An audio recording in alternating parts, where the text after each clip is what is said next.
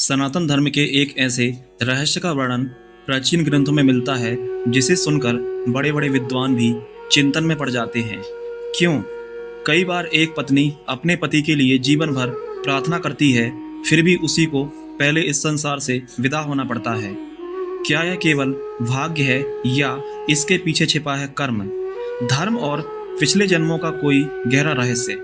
आइए जानते हैं, पति से पहले पत्नी की मृत्यु क्यों हो जाती है। दोस्तों, धर्मशास्त्रों के अनुसार पति पत्नी का संबंध केवल इसी जन्म का नहीं माना गया है।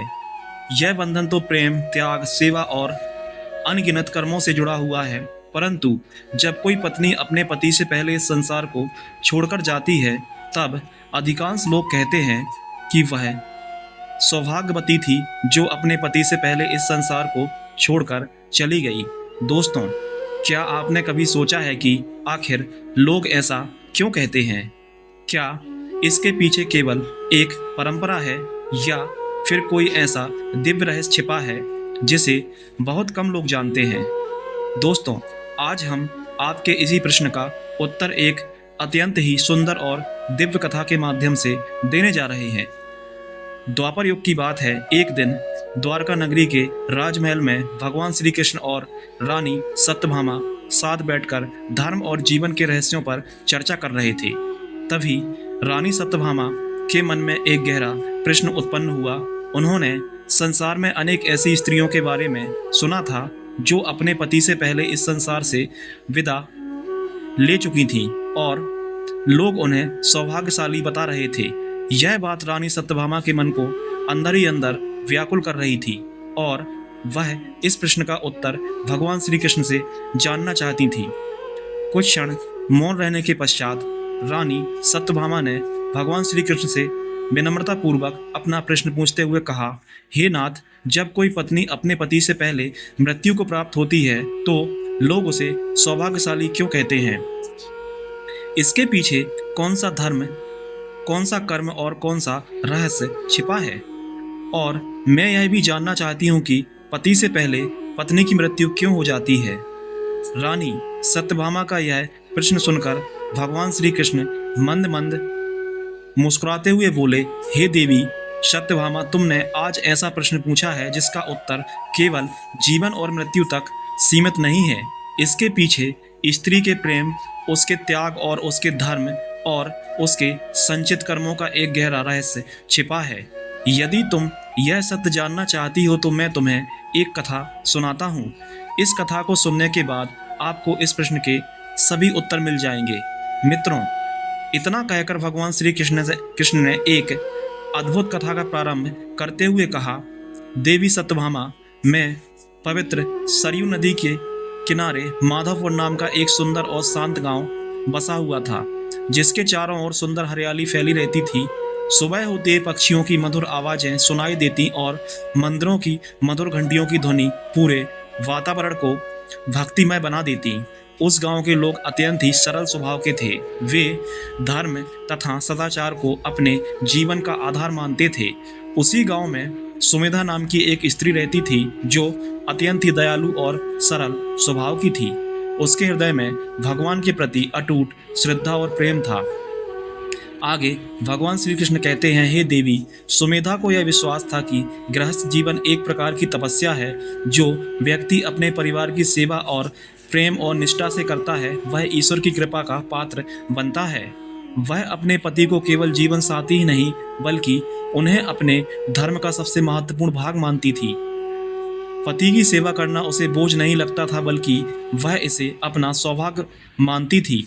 वह प्रतिदिन ब्रह्म मुहूर्त में उठकर स्नान करके स्वच्छ वस्त्र पहनती और हाथ में दीपक लेकर सरयू नदी के तट पर जाकर श्रद्धापूर्वक दीपक प्रज्वलित करती और भगवान का स्मरण करते हुए प्रार्थना करती, हे प्रभु, मेरे परिवार को सुखी रखना, सबके जीवन में शांति देना और मुझे हमेशा धर्म के मार्ग पर चलने की शक्ति देना।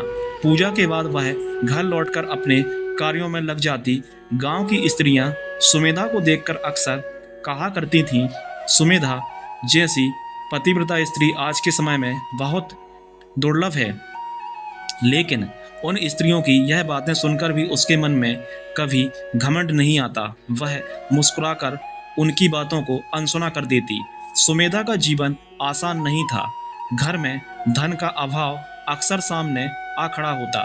कभी भोजन कम पड़ जाता तो कभी किसी आवश्यक वस्तु के बिना ही काम चलाना पड़ता।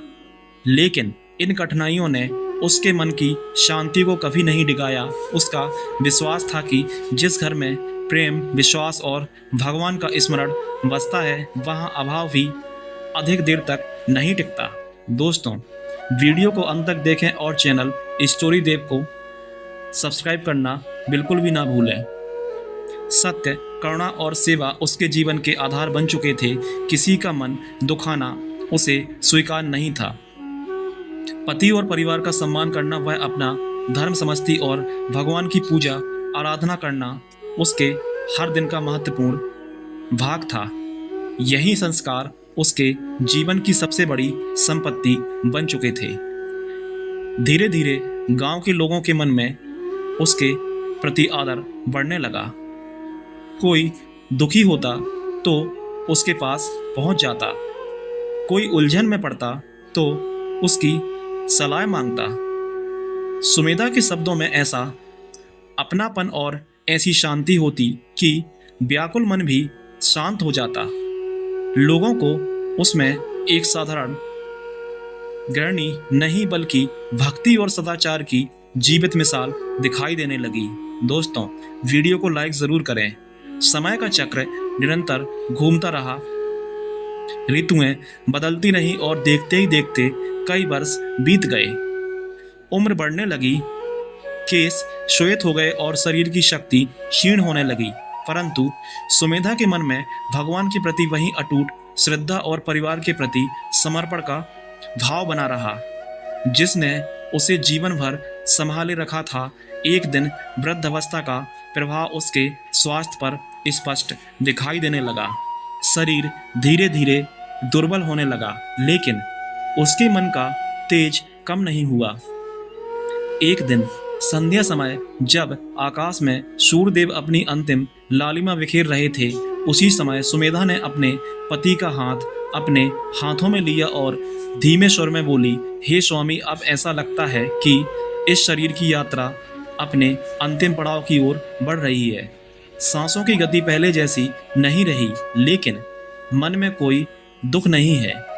ईश्वर ने जो जीवन दिया वह प्रेम और कर्तव्य से भरपूर रहा। आपकी सेवा में जो समय बीता वही मेरे जीवन की सबसे बड़ी पूंजी है। यह शब्द सुनते ही उसके पति का हृदय भर गया। आंखों से आंसुओं की धारा बह निकली। जीवन भर साथ निभाने वाली संगिनी को खोने का विचार ही उसे भीतर तक विचलित कर रहा था। लेकिन सुमेधा के चेहरे पर अद्भुत शांति थी। वह किसी चिंता में नहीं थी। उसे देखकर ऐसा प्रतीत हो रहा था मानो उसके अंतर्मन को पहले से ही संकेत मिल चुका हो कि अब उसकी सांसारिक यात्रा पूर्ण होने वाली है। रात धीरे धीरे गहराने लगी। उसी पावन वातावरण में सुमेधा ने आंखें बंद की और प्रभु का स्मरण करते हुए अपनी अंतिम सांस ली और इस नश्वर शरीर को, संसार को त्याग दिया। इस घटना के बाद पूरा परिवार शोक में डूब गया। दोस्तों, आगे की कथा सुनाते हुए भगवान श्री कृष्ण रानी सत्यभामा से कहते हैं, हे देवी सत्यभामा, एक और पृथ्वी लोक में सुमेधा के परिवार पर वियोग का दुख छाया हुआ था, तो दूसरी ओर उसकी आत्मा एक बिल्कुल भिन्न अनुभव से गुजर रही थी। जिस शरीर ने वर्षों तक सुख दुख, संघर्ष और सेवा का भार उठाया था, वह पीछे टूट चुकी थी। अब उसके भीतर ना कोई पीड़ा थी, ना कोई चिंता और ना ही संसार के बंधनों का बोझ था। उसके चारों ओर फैला दिव्य प्रकाश और शांति का अनुभव हो रहा था। जैसे जैसे सुमेधा की आत्मा ऊपर उठने लगी, उसके सामने सूक्ष्म लोगों के रहस्य प्रकट होने लगे। तभी यमलोक में अचानक से हलचल हुई और दो यमदूत प्रकट हुए। उसके वस्त्र गहरे काले रंग के थे। उनका रूप अत्यंत ही डरावना और विशाल था। आवाज में मेघों के समान प्रबल गर्जना थी। यमदूतों ने सुमेधा को देखा। उनके मुख पर आश्चर्य के भाव उभर आए और वह सम्मान पूर्वक पीछे हट गए। यह दृश्य देखकर सुमेधा की आत्मा ने यमदूतों से पूछा, हे देवदूतों, आप मुझे देखकर पीछे क्यों हट गए? सुमेधा के पूछने पर यमदूत ने उत्तर दिए, कहा, हे देवी, धर्म ग्रंथ में वर्णन मिलता है, लेकिन जो स्त्री अपने जीवन में सत्य, सेवा, पतिव्रता, धर्म और सदाचार का पालन करती है, उसकी आत्मा के लिए विशेष यह मार्ग निर्धारित होता है। ऐसी पुण्य आत्मा को यमदूत स्पर्श नहीं कर सकते। दोस्तों, यमदूत के इतना कहते ही वातावरण में एक दिव्य प्रकाश फैलने लगा और उस प्रकाश के साथ दो गण प्रकट हुए। उनके वस्त्र स्वर्ण के समान चमक रहे थे, हाथों में सुगंधित दिव्य पुष्प थे और उनके प्रत्येक कदम के साथ प्रकाश की सुंदर रेखाएं बन रही थीं। उनके आगमन से पूरा यमलोक चमक उठा। देवगणों ने सुमेधा की ओर करुणा और सम्मान से देखा, फिर एक साथ मधुर स्वर में बोले, हे पुण्यवती, तुम्हारे पवित्र कर्मों ने तुम्हारा मार्ग पहले ही निर्धारित कर दिया है। सेवा, सत्य और भक्ति से भरे जीवन ने तुम्हारे लिए उच्च लोकों के द्वार खोल दिए हैं। हमें आदेश मिला है कि तुम्हें स्वर्ग मार्ग की ओर ले चलें। देवगणों के मुख से यह शब्द सुनकर सुमेधा के मन में गर्व और ना कोई आश्चर्य था। उसने विनम्र भाव से भगवान को स्मरण करके देवगणों के साथ आगे बढ़ने लगी। तभी रास्ते में एक गण ने सुमेधा से कहा, हे देवी, स्वर्गलोक की यात्रा कोई साधारण यात्रा नहीं है।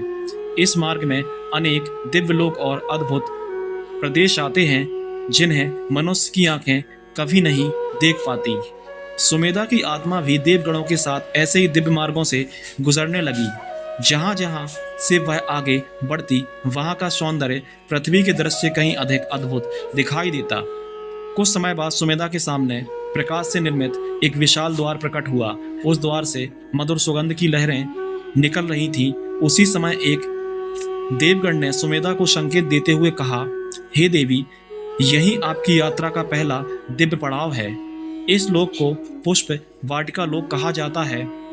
दोस्तों, जैसे ही सुमेधा उस प्रकाशमय द्वार को पार करके भीतर पहुंची, उसके सामने ऐसा दृश्य खुला जिसे देखकर उसका मन विस्मय से भर उठा। वह किसी साधारण उद्यान की तरह नहीं था। वहां का प्रत्येक कण दिव्यता से आलोकित था।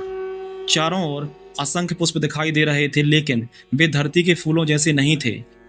उन पुष्पों की रंगत इतनी मनोहर थी कि उन्हें देखकर ऐसा लगता मानो इंद्रधनुष के सभी रंग जीवंत होकर उस दिव्य वाटिका में खिल उठे हों। हवा के प्रत्येक झोंके के साथ उन पुष्पों से मधुर प्रकाश झड़ता और पूरा लोक स्वर्गीय आभा से भर जाता। दोस्तों, सुमेधा कुछ क्षणों के लिए उसे निहारती ही रह गई। उसकी दृष्टि जिस ओर उठती, वहां रंगों की अद्भुत छटा दिखाई देती। नीले, गुलाबी, स्वर्णिम और अनेक ऐसे रंग जिनकी कल्पना भी पृथ्वी पर संभव नहीं थी। ऐसा प्रतीत होता मानो स्वयं प्रकृति ने अपनी समस्त सुंदरता इस लोक में संजो दी हो। वहां बहने वाली मंद हवा केवल शीतल की नहीं थी, बल्कि अपने साथ ऐसी दिव्य सुगंध भी लेकर चलती थी जो मन की गहराइयों तक पहुंच जाती। उस सुगंध का स्पर्श होते ही सुमेधा को अनुभव हुआ कि उसके भीतर शेष बची हर चिंता, हर पीड़ा और हर थकान धीरे धीरे विलीन होती जा रही है। देवगणों के साथ आगे बढ़ते हुए उसने एक और अद्भुत बात देखी। उसके चरण जहां पड़ते, वहां स्वयं कमल के पुष्प प्रकट हो जाते। वे पुष्प कुछ क्षणों तक दिव्य प्रकाश बिखेरते और फिर वातावरण में विलीन हो जाते। ऐसा लग रहा था मानो उस लोक की प्रकृति स्वयं उसका स्वागत कर रही हो और उसके पुण्य कर्मों का सम्मान कर रही हो। जितना आगे वह बढ़ती, उतना ही उसके भीतर हल्केपन का अनुभव बढ़ता जा रहा था। उसे महसूस होने लगा कि मानो अनेक जन्मों के सूक्ष्म बोझ उससे दूर होते जा रहे हैं। उसका मन पहले से अधिक निर्मल और शांत होता जा रहा था। दोस्तों, यह कोई साधारण स्थान नहीं था। यह वह लोक था जहां केवल वही आत्माएं पहुंचती हैं जिन्होंने अपने जीवन में सत्य, करुणा, सेवा, त्याग और सदाचार को सर्वोच्च स्थान दिया हो। यहाँ प्रवेश मिलना ही इस बात का संकेत था कि आत्मा ने धर्म के मार्ग पर चलकर अपने जीवन को सार्थक बनाया है। सुमेधा के साथ चल रहे दिव्य देवगण उसकी ओर देखकर मुस्कुराए, फिर उसमें से एक मधुर स्वर में बोला, हे पुण्यवती, इस पुष्प वाटिका लोक में केवल उन्हीं आत्माओं को स्थान मिलता है जिनके हृदय में प्रेम, दया और पवित्रता का प्रकाश जीवित रहता है। तुम्हारे सत्कर्मों ने तुम्हारे लिए यह द्वार खोला है, किंतु हे देवी, स्मरण रखना, यह तुम्हारी यात्रा का केवल प्रथम चरण है। आगे अनेक लोक और अनेक रहस्य तुम्हारी प्रतीक्षा कर रहे हैं। प्रत्येक लोक आत्मा को उसके कर्मों के अनुसार अनुभव प्रदान करता है। अभी तुम्हें उन ऊंचे दिव्य प्रदेशों का दर्शन करना है जहां पहुंचकर आत्मा अपने वास्तविक स्वरूप के ओर अधिक निकट हो जाती है। देवगण की वाणी सुनकर सुमेधा का मन श्रद्धा से भर उठा। उसने विनम्र भाव से भगवान का स्मरण किया और उस दिव्य व्यवस्था के प्रति कृतज्ञता अनुभव की जो प्रत्येक जीव को उसके कर्मों के अनुसार मार्ग प्रदान करती है। उसी क्षण उसे पहली बार गहराई से अनुभव हुआ कि मृत्यु किसी जीवन का अंत नहीं होती, वह तो केवल एक द्वार है जिसके पार आत्मा की एक नई और दिव्य यात्रा आरंभ होती है। आगे भगवान श्री कृष्ण कहते हैं, हे देवी सत्यभामा, पुष्प वाटिका लोक की दिव्य यात्रा के बाद सुमेधा आगे बढ़ी। उसके सामने प्रकाश से आलोकित एक नया मार्ग खुला। उस मार्ग पर चलते चलते उसके सामने एक विशाल भवन प्रकट हुआ। वह किसी साधारण महल जैसा नहीं था, बल्कि ऐसा प्रतीत हो रहा था मानो शुद्ध प्रकाश से निर्मित हो। उसके द्वार तेज और पवित्रता से चमक रहे थे। भवन के भीतर प्रवेश करते ही सुमेधा की दृष्टि एक विशाल दिव्य दर्पण पर पड़ी। उसे देखते ही उसके मन में एक अद्भुत अनुभूति जागी। यह कोई साधारण दर्पण नहीं था, यह दर्पण मनुष्य जीवन के हर कर्म की सच्चाई को प्रकट करने वाला धर्म कर्म दर्पण था। जैसे ही वह उसके सामने खड़ी हुई, उसके जीवन के दृश्य एक एक करके उभरने लगे।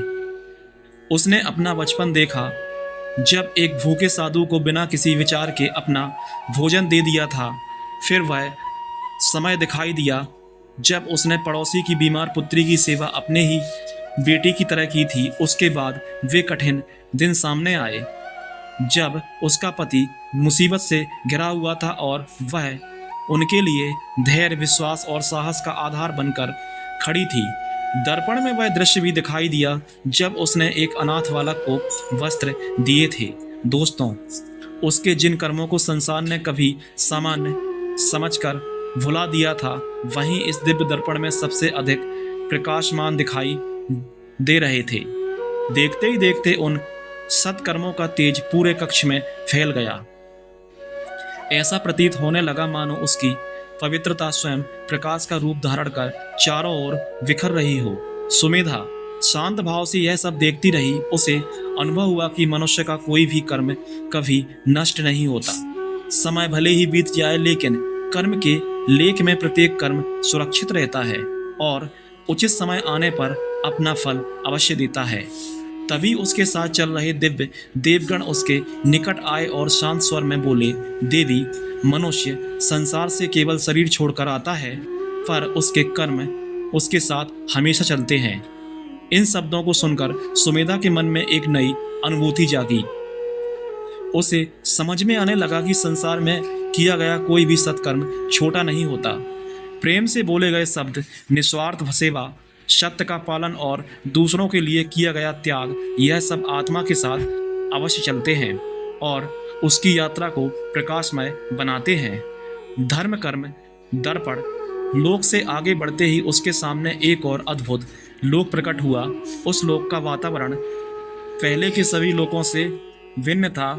वहाँ की हवा में गहरी शांति फुली हुई थी और चारों दिशाओं में सुगंधित प्रकाश लहरों की तरह फैल रहा था। उस स्थान को देखते ही मन स्वतः शांत हो गया। सुमेधा ने देखा कि उसके चारों ओर अनेक दिव्य स्त्रियां उपस्थित हैं।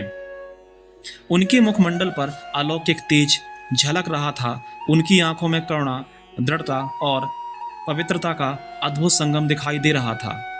उनकी आभा इतनी शांत और निर्मल थी कि उनके समीप जाने मात्र से ही मन में श्रद्धा का भाव उमड़ पड़ा। दोस्तों, यह पति भक्ति लोक था। यह वह विशेष लोक था जहां उन महान आत्माओं को स्थान प्राप्त होता है जिन्होंने अपने वैवाहिक जीवन को केवल सांसारिक संबंध नहीं माना, बल्कि उसे धर्म, प्रेम, त्याग और आत्मिक समर्पण का पवित्र मार्ग समझकर निभाया है। इस लोक में सुमेधा को अनेक दिव्य प्रतीक दिखाई दिए। कहीं माता अनसुईया की करुणा का तेज झलक रहा था, कहीं माता सती की अटल निष्ठा की आभा दिखाई दे रही थी और कहीं दमयंती की पवित्रता का प्रकाश वातावरण को आलोकित कर रहा था। उन दिव्य प्रतीकों को देखकर सुमेधा के मन में गहरा सम्मान उत्पन्न हुआ। उस क्षण उसे अनुभव हुआ कि स्त्री की धर्म केवल बाहरी कर्तव्यों का नाम नहीं है। जब उसमें प्रेम, श्रद्धा, त्याग और आत्मिक निष्ठा जुड़ जाती है, तब वही साधारण जीवन एक महान साधना का रूप धारण कर लेता है। तभी उसके साथ चल रहे दिव्य देवगण उसके समीप आए और मधुर स्वर में बोले, देवी सुमेधा, यह लोक उन स्त्रियों के लिए है जिन्होंने पति धर्म, सेवा, संयम और मर्यादा का पालन केवल कर्तव्य समझकर नहीं, बल्कि प्रेम और श्रद्धा के साथ किया है, और जिनका संबंध केवल देह तक सीमित नहीं रहा, बल्कि मन, विश्वास और आत्मा तक पहुंचा है। ऐसी पुण्य आत्माएं इस लोक से होकर ही दिव्य मार्ग पर आगे बढ़ती हैं। दोस्तों, आगे की कथा सुनाते हुए भगवान श्री कृष्ण रानी सत्यभामा से कहते हैं, हे देवी सत्यभामा, पति भक्ति लोक की दिव्य आभा को देखकर सुमेधा का हृदय कृतज्ञता से भर उठा। उसे अनुभव हुआ कि जीवन भर श्रद्धा, सेवा और मर्यादा के साथ निभाए गए संबंध केवल पृथ्वी तक सीमित नहीं रहते, उनका प्रभाव आत्मा की यात्रा में भी साथ चलता है। फिर भी उसके मन में अभिमान का कोई भाव नहीं आया।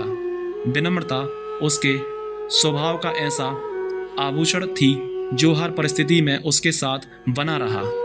प्रेम में समर्पण, सेवा में निस्वार्थता और धर्म में अटल विश्वास ही उसके जीवन की पहचान थे। कुछ समय तक उस दिव्य लोक की शांति का अनुभव करने के बाद वह देवगणों के साथ आगे बढ़ी। उसे ऐसा महसूस हो रहा था मानो उस लोक की पवित्र ऊर्जा उसकी आत्मा को और अधिक निर्मल और प्रकाशमय बना रही थी। यात्रा का अगला चरण आरंभ हुआ और शीघ्र ही उसके सामने एक अत्यंत भव्य स्वर्णिम द्वार प्रकट हुआ। वह द्वार इतना विशाल और तेजस्वी था कि उसकी चमक दूर तक फैल रही थी। जैसे ही सुमेधा उसके निकट पहुंची, वह द्वार स्वयं खुल गया। उसके शीर्ष पर प्रकाशमान अक्षरों में अखंड सौभाग्य लोक लिखा हुआ था। दोस्तों, यह कोई साधारण लोक नहीं था, यह उन पुण्य आत्मा स्त्रियों के लिए विशेष रूप से निर्धारित स्थान था जिन्होंने अपने वैवाहिक जीवन को धर्म, निष्ठा और पवित्रता के साथ पूर्ण किया था। वहां प्रवेश करते ही सुमेधा ने अनुभव किया कि पूरा वातावरण एक अलौकिक ज्योति से भरा हुआ है। ऐसा लग रहा था मानो सौभाग्य स्वयं प्रकाश का रूप धारण करके उस लोक में विराजमान हो। उस दिव्य आभा के बीच उसे धर्मशास्त्रों का वह शाश्वत सिद्धांत स्मरण होने लगा, जिसमें पतिव्रता के पवित्र संबंध को केवल एक जन्म का नहीं बल्कि अनेक जन्मों के कर्म बंधन का सूत्र बताया गया है। जब यह बंधन श्रद्धा, विश्वास और धर्म के साथ निभाया जाता है, तब उसकी पूर्णता आत्मा की यात्रा में भी अपना प्रभाव छोड़ती है। उसी क्षण सुमेधा की स्मृति में वह अंतिम दृश्य उभर आया। उसे याद आया कि जब उसने पृथ्वी लोक में अपने शरीर का त्याग किया था, तब उसके पति ने नम आंखों में उसका अंतिम दर्शन किया था। उस समय वह दृश्य केवल एक विदाई जैसा प्रतीत हुआ था, लेकिन अब उसे समझ में आ रहा था कि वह क्षण कितना गहरा और महत्वपूर्ण था। उसे अनुभव हुआ कि उसी अंतिम दर्शन के साथ उसके जीवन का एक पवित्र अध्याय पूर्ण हो चुका था और उसकी आत्मा के लिए इस दिव्य लोक का मार्ग प्रशस्त हो रहा था। आज वह उसी उज्ज्वल द्वार के भीतर खड़ी थी जहां से उसकी यात्रा एक उच्च अनुभव की ओर बढ़ने लगी थी। हे देवी सत्यभामा, में अखंड सौभाग्य लोक की दिव्य आभा को पीछे छोड़कर सुमेधा अपनी यात्रा में आगे बढ़ी। जैसे जैसे वह आगे बढ़ती गई, उसके सामने का मार्ग पहले से अधिक उज्जवल होता गया। चारों ओर फैला प्रकाश इतना निर्मल था कि उसे देखकर ऐसा प्रतीत हो रहा था मानो अनगिनत सूर्यों का तेज एक मधुर और शांत रूप धारण कर चुका हो। मार्ग में आगे बढ़ते ही आकाश सुनहरी आभा से भरने लगा। उसी समय दूर से वीणा की अत्यंत मधुर ध्वनि सुनाई दी। वह संगीत इतना कोमल था कि उसके प्रत्येक स्वर के साथ आत्मा में आनंद की नई लहर उठने लगी। इसी बीच उसके साथ चल रहे दिव्य देवगण उसके समीप आए और मधुर स्वर में बोले, देवी सुमेधा, अब तुम स्वर्ग के प्रकाश लोक के द्वार पर पहुंच चुकी हो। इस यात्रा के दौरान तुम्हारे सूक्ष्म दोष पीछे छूट चुके हैं और तुम्हारे संचित पुण्य अब अपना पूर्ण फल देने के लिए तैयार हैं। तुम्हें इस दिव्य लोक में प्रकाश का अधिकार प्राप्त हो चुका है। यह सुनकर सुमेधा ने विनम्र भाव से भगवान का स्मरण किया। उसके मन में न उत्साह का उछाल था और न ही किसी प्रकार का गर्व, केवल कृतज्ञता का भाव था। तभी उसकी दृष्टि सामने उठी और उसने एक विशाल दिव्य सीढ़ी को देखा। उसके प्रत्येक पायदान से अद्भुत प्रकाश की धाराएं प्रवाहित हो रही थीं। ऐसा लग रहा था मानो स्वयं प्रकाश ने ही सीढ़ी का स्वरूप धारण कर लिया हो। दोस्तों, यह साधारण मार्ग नहीं था, यह उन उच्च लोगों की ओर ले जाने वाला पथ था जहां आत्मा अपने पुण्यों के अनुसार और भी ऊंचे अनुभव प्राप्त करती है। सुमेधा श्रद्धा से उस सीढ़ी की ओर बढ़ी और धीरे धीरे उसके पायदानों पर चलने लगी। प्रत्येक कदम के साथ उसे अपने भीतर एक नया परिवर्तन महसूस होने लगा।